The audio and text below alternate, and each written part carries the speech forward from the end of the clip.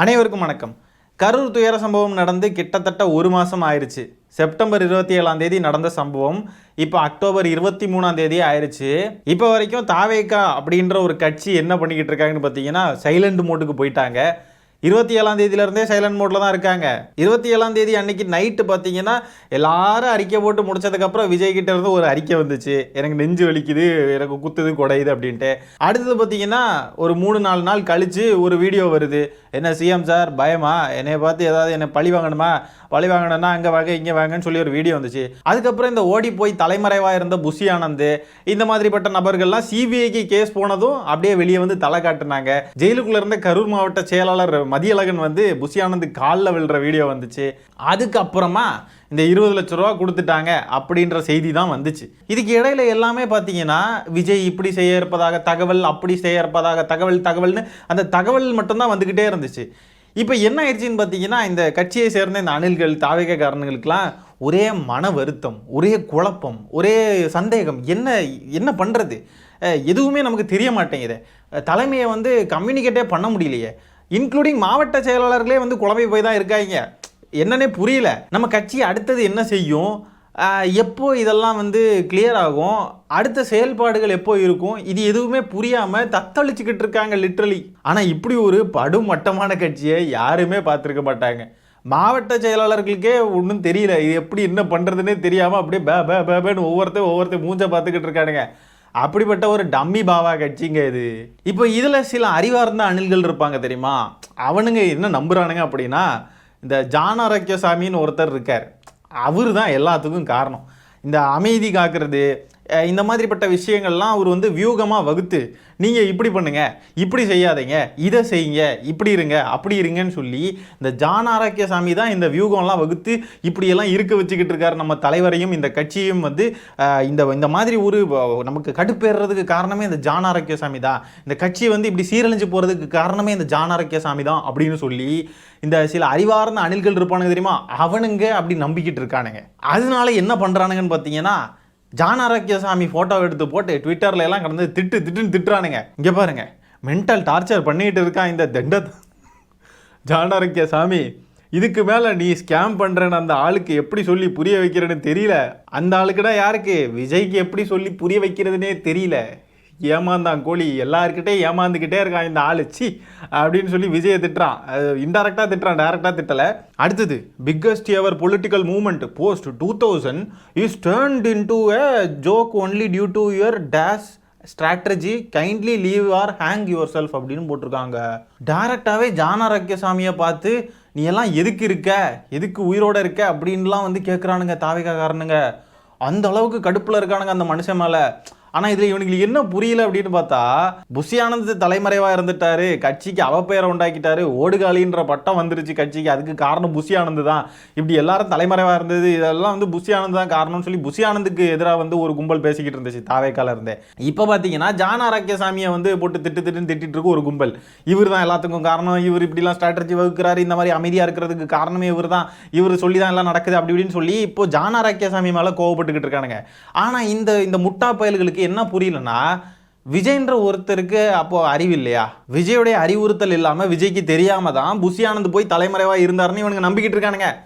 விஜய்க்கு வந்து எதுவுமே தெரியாதா அணில்களே, இந்த மாதிரி விஜய் வந்து ஃபோன் பண்ணி கேட்க முடியாதா, என்ன புஷி ஆனந்த் என்னப்பா நீங்கள் எதுக்கு ஃபோன் பண்ணி கேட்கலனாலும் பரவாயில்ல, ஏன்னா தலைமறைவாக இருக்கார் இல்லையா, அவருக்கு இந்த கால் பேசுகிறார், சரி அதெல்லாம் கூட விட்டுருங்களேன், சம்ஹவ் அவர் வந்து அந்த அவருடைய தகவலை வந்து புஷி ஆனந்துக்கு கடத்தியிருக்கலாம்ல, இந்த மாதிரி போய் நீங்கள் எதுக்கு தலைமறைவாக இருக்கீங்க, மக்களை போய் சந்தித்து மக்களுக்குள்ள விஷயங்களை பண்ணுங்க அப்படின்னு சொல்லிட்டு விஜயால் சொல்ல முடியாதா.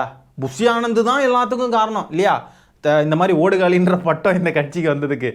அது மாதிரி ஜான் ஆரோக்கியசாமி சொல்கிற எல்லாத்தையுமே விஜய் வந்து கேட்குறாராமா, அதனால தான் கட்சிக்கு அவப்பெயர் உண்டாகுதாமா.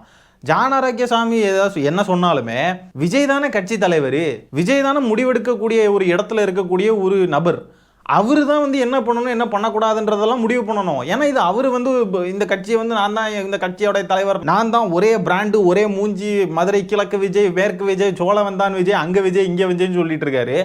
அப்படின்னா அவர் தானே எல்லா முடிவும் எடுக்கணும். அப்போ இவனுங்க என்ன பண்ணுறானுங்கன்னா, எங்கள் விஜய் அண்ணே ரொம்ப நல்லவர், அவருக்கு எதுவுமே தெரியாது, சுற்றி இருக்கிற எல்லாரும் அவரை ரொம்ப இது பண்ணி, பாவம் அவர் எவ்வளோ கஷ்டப்பட்டுக்கிட்டு இருக்கார், இந்த கட்சியை சீரழிக்கிறதே இந்த கூட இருக்கிறவங்க மட்டும்தான் அப்படின்னு நினச்சிக்கிட்டு இருக்கானுங்க. ஆனால் இதில் மெயினான ஆளே விஜய் தான் அப்படின்றது இவனுங்களுக்கே புரிய மாட்டேங்குது. அதை விட மெயினான ஆட்கள் இருக்காங்க. யார் தெரியுமா? அணில்கள். இந்த கட்சி சீரழிஞ்சு போகுது அப்படின்னு சொன்னால், இந்த கட்சி காணாமல் போகும் அப்படின்னு சொன்னால் காரணம் விஜயும் இந்த அணில்களும் மட்டும்தான். இப்போ கூட இந்த பதிவு பாருங்க, ஒரு நபரை வந்து விமர்சனம் பண்ணுறப்போ அந்த நபரை வந்து எப்படி பேசணும் அப்படின்ற ஒரு சென்ஸே இல்லாமல் கெட்ட வார்த்தையில் நீ எல்லாம் எதுக்கு இருக்க செத்துரு அப்படின்னு சொல்கிற மாதிரியோ கெட்ட வார்த்தைகள் யூஸ் பண்ணி பேசுகிறதோ, இதெல்லாம் இந்த மாதிரிலாம் இவனுங்க அரசியல் பேசிக்கிட்டு இருந்தா, அரசியல் பண்ணிக்கிட்டு இருந்தா இந்த கட்சி எப்படி உசுரோட இருக்கும்? இது எல்லாமே சேர்த்து தான் இந்த கட்சிக்கான பாடையை ரெடி பண்ணிக்கிட்டு இருக்கு. 2026 தேர்தல் வரைக்கும் அந்த பாடை வந்து அப்படியே ரெடி ஆகிட்டு இருக்கும். நல்ல பிரம்மாண்டமான பாடையாக இருக்கும். பக்காவாக வந்து இந்த கட்சிக்கான முடிவுரை அப்படியே எழுதப்படும். அதை நம்ம விரைவில் பார்க்க தான் போகிறோம். இங்கே பாருங்க, கதறுன்னு கதறிக்கிட்டு இருக்கானுங்க. Party has been dismantle internally, official press release will be draft any time soon. கட்சி மொத்தமாக கலைஞ்சு போயிருச்சு, இன்டர்னலி வந்து கட்சி கலைஞ்சிருச்சு, சீக்கிரமாக வந்து ப்ரெஸ் ரிலீஸ்லாம் வரும்னு நினைக்கிறேன் அப்படின்லாம் போட்டுக்கிட்டு இருக்கானுங்க. விஜய் அண்ணா இந்நேரம் நாமக்கல்ல ஒரு மண்டபம் பிடிச்சி கரூரில் பாதிக்கப்பட்ட குடும்பங்களை சந்திச்சிருந்தா கண்ட நாயெல்லாம் இன்னைக்கு கட்சியை டிஸ்மேண்டில் பண்ண சொல்லுமா?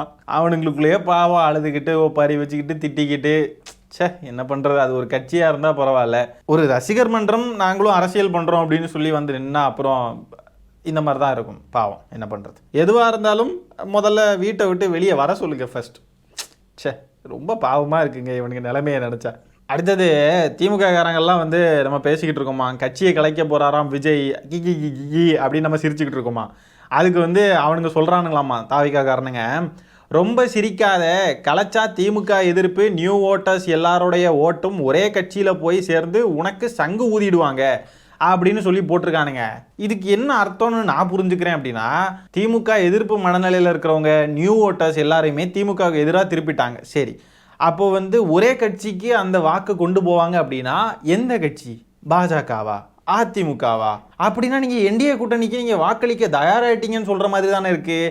அப்படின்னா நீங்கள் என்டிஏ கூட்டணிக்கு போகிறதுக்கும் தயாராக இருக்கீங்க, நீங்களே ஒத்துக்கிற மாதிரி தானே இருக்குது. பாஜகவுக்கு நாங்கள்லாம் வாக்களிக்க போகிறோம், எங்கள் கட்சி இருக்கோ இல்லையோ பாஜக தான் எங்களுக்கு, ஏன்னா அது திமுக எதிர்ப்பில் ஊறி போய் இருக்கிறது பாஜக தான், அதனால நாங்கள் வந்து பாஜகவுக்கு எல்லாரும் சேர்ந்து ஓட்டு போடுவோம்னு வெளிப்படையாக சொல்கிறானுங்களாமா. இந்த தாவேக்கான்றது வேற ஒன்றுமே இல்லை, பாஜகவுடைய ஒன் ஆஃப் தி கிளை கட்சி, அவ்வளோதான். அடுத்ததான் என்னன்னு பார்த்தீங்கன்னா, இந்த தாவேக்கா அனில்ஸ் எந்த அளவுக்கு வந்து கிறுக்குத்தனமான வேலைகளை எல்லாம் பார்க்குறானுங்க அப்படின்றத நம்ம பார்க்க போகிறோம். நேற்றுக்கு தான் ஐஷோ ஸ்பீட் அப்படின்ற ஒரு யூடியூபர் கிட்ட போய் நல்லா அசிங்கப்பட்டுட்டு வந்தானுங்க. அங்கே போய் டிவிகே விஜய் தலைவிதிகே அப்படின்ட்டுலாம் அவரு சொல்லி அது ரொம்ப காமெடியாக ஆகி போச்சு. அது நேற்றுக்குள்ள வீடியோவை பார்த்துருப்போம். அந்த வீடியோவை பார்க்காதவங்க அதை போய் பார்த்துருங்க. இப்போ பார்த்தீங்கன்னா இந்த அணில்கள் என்ன பண்ணுறானுங்கன்னா, அவனுங்க வீட்டில் இருக்கக்கூடிய சின்ன பசங்களையெல்லாம் கூட்டிகிட்டு வந்து தாவேக்காவுடைய கொடியை பிடிச்சிக்கிட்டு தலைமைச் செயலகத்துக்கு வெளியில் எம்ஜிஆர் அவர்களுடைய சமாதிக்கு பக்கத்தில் நின்று இந்த மாதிரிலாம் நிற்க விட்டு வீடியோஸ் எடுத்து அதை சோஷியல் மீடியாஸில் போட்டு அதை வந்து அரசியல்னு நினச்சி பண்ணிக்கிட்டு இருக்கானுங்க. இங்கே பாருங்கள் அந்த வீடியோஸை. இதில் பேக்ரவுண்டு சாங் என்னால் போட முடியாது, காப்பி ரைட் வந்துடும். உங்கள் விஜய் உயிர் என்ன வரேன்னான் உயிர் என்ன வரேன்னான்னு கிடையாது, எத்தனை உயிர்களை என்ன வரணும்னு அந்த சாங் தான். அதை வந்து என்ன பண்ணுறானுங்க பாருங்கள், தலைமை செயலகத்துக்கு வெளியில் தன்னுடைய வீட்டில் இருக்கக்கூடிய 2 பசங்களை நிற்க விட்டு இப்படி பிடிச்சி நிற்க வச்சுட்டு இருக்கானுங்க. அறிவு இருக்கா அவனுங்களுக்கு? சின்ன பசங்களை இதிலெல்லாம் ஈடுபடுத்தக்கூடாதுன்ற அறிவு சுத்தமாக ஒரு துளி கூட கிடையாது. அடுத்த வீடியோவை பாருங்கள். இதில் என்ன சாங் போட்டிருக்கான் அப்படின்னு பார்த்தீங்கன்னா, தளபதி இது என்ன எம்ஜிஆர் அவர்களுடைய நினைவிடம் பக்கத்தில் இந்த மாதிரி வீடியோ எடுத்திருக்கானுங்க. எந்த அளவு அறிவு பாருங்கள். பள்ளி சிறுவர் சிறுமிகளை இந்த மாதிரி அரசியல் சம்மந்தப்பட்ட விஷயங்களுக்கு அவங்கள ஈடுபடுத்தக்கூடாது, அவங்கள பயன்படுத்தக்கூடாதுன்றது தெரியுமா தெரியாதான்னு தெரியல. தெரியாமல் பண்ணுறான் அப்படின்னா தற்குறி, தெரிஞ்சே இந்த மாதிரி பண்ண வைக்கிறான்னு சொன்னால் மிகப்பெரிய தற்குறி. இவனுங்களுடைய அரசியல் அரிப்புக்கு சின்ன பசங்களை ட்ரோல் கண்டென்ட் ஆக்குறானுங்க. அதுலேயும் பாருங்கள், அந்த பசங்களுடைய முகத்தை பிளர் பண்ணி நான் வந்து அதை ட்ராக் பண்ணி அதை எடிட் பண்ணி கொண்டு வர்றது, அதெல்லாம் கொஞ்சம் கஷ்டமான விஷயம். இவனுங்க இந்த மாதிரி கொடியை பிடிச்சிட்டு நின்னானுங்க அப்படின்னு சொன்னால் நமக்கு ரொம்ப ஈஸியாக இருக்கும். ஆனால் இவங்க சின்ன பசங்களை வச்சு அவனுங்க முகத்தை வேறு நம்ம பிளர் பண்ண வேண்டியதாக இருக்குது பாருங்கள். அவனுங்க ஓப்பனாக போடுவானுங்க, அறிவு கிடையாது அவனுங்களுக்கு.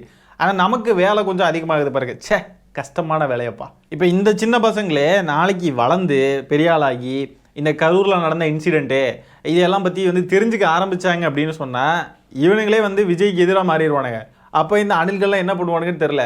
சிந்திச்சு யோசிச்சு பகுத்தறிவோட செயல்படக்கூடிய பசங்களா இருந்தா கண்டிப்பா விஜய்க்கு எதிராக மாறிடுவாங்க. சின்ன வயசுலயே அந்த பசங்களை தற்குறி ஆக்கிட்டு இருக்கானுங்க பாருங்க. நடிகர்கள் மேல இருக்கக்கூடிய அந்த மோகத்தை விட்டு இவங்களை விலக்கி வைக்கிறதுக்கு தான் ஒரு நல்ல தாய் தகப்பன் வந்து ட்ரை பண்ணணும்.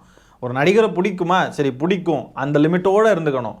குழந்தைங்களை வந்து அப்படி தான் வளர்க்குறது நல்லது. ஆனால் இங்கே பாருங்க, நம்ம விஜய் அண்ணன் அவர் வந்து எப்படிப்பட்டவர் பாரு, எவ்வளோ படம் நடிச்சிருக்காரு பாரு, 200 கோடியை விட்டுட்டு இப்போ அரசியலுக்கு வந்திருக்காரு. இந்த கொடியை பிடி, இந்த கொடியை பிடிச்சி நில்லு, நான் வீடியோ எடுக்கிறேன் சரியா அப்படின்னு சொல்லி ஒரு குழந்தையை வழி நடத்தக்கூடிய ஒரு தாயோ தகப்பனோ கண்டிப்பாக அந்த குழந்தைங்களை சரியாக வழி நடத்தாமல் வளர்க்குறாங்க அப்படின்னு தான் நம்ம வந்து பார்க்க வேண்டியது இருக்குது. அதுவும் பாருங்க, இங்கே மழை பெஞ்சிக்கிட்டு இருக்கிற நேரம், தரையிலலாம் வந்து தண்ணியாக இருக்குது, அந்த இடத்துல கூட விட்டு வீடியோ எடுத்திருக்காங்கன்னா எவ்வளோ விளம்பர வெறின்றதை பார்த்துக்கோங்க.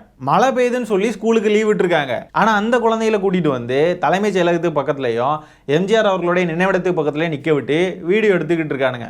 எந்த அளவுக்கு அறிவு பார்த்துக்கோங்க. இப்போ இந்த பசங்க வந்து என்ன பண்ணுவானுங்க, இப்போ அவனுங்க கிளாஸ்ல படிப்பானுங்க, படிச்சுட்டு இருக்கக்கூடிய கிளாஸ்ல இப்போ இந்த மாதிரி ஒப்பீனியன் வந்து டிஃப்ரெண்டா இருக்கக்கூடிய வேற பசங்களை பார்க்கறானுங்க அப்படின்னா, அப்போ எங்கள் அண்ணன் தாண்டா கரெக்டு, எங்கள் டிவிக்கே தாண்டா கரெக்டுன்னு அவனுங்களுக்கு இங்கே இருக்கிற அரசியல் களத்தோடைய நிலவரம், இங்கே இருக்கிற புரிதல் எதுவுமே இருக்காது. அப்போது இதை வச்சே வந்து கிளாஸுக்குள்ளெல்லாம் சண்டை போடுறானுங்க, இதை வச்சே வந்து ஏதாவது தவறான ஆக்டிவிட்டீஸில் ஈடுபடுறானுங்க அப்படின்னா என்ன பண்ண முடியும்? அப்போ இந்த மாதிரிப்பட்ட பேரண்ட்ஸே சின்ன பிள்ளைங்களை இதுக்குள்ளெல்லாம் இன்வால்வ் பண்ணி அவங்கள வந்து படிக்க விடாம ஆக்கி அவனுங்களை வேற திசையில் கூட்டிட்டு போறதா இருந்தா இவனுங்க எப்படிப்பட்ட தற்குறிகள்னு நம்ம சொல்ல முடியும்? அப்படிப்பட்ட தற்குறிகள் தான் நம்ம சொல்ல முடியும். அப்படிப்பட்ட அந்த அப்படிப்பட்ட எப்படிப்பட்ட வேணாலும் இருக்கலாம். அந்த அப்படிப்பட்ட எப்படிப்பட்டதுன்றது உங்களுக்கு நல்லா புரியும். தல விதி கே. சரி மக்களே, இந்த காணொலியை நான் இதோட என் பண்ணிக்கிறேன். நன்றி, வணக்கம்.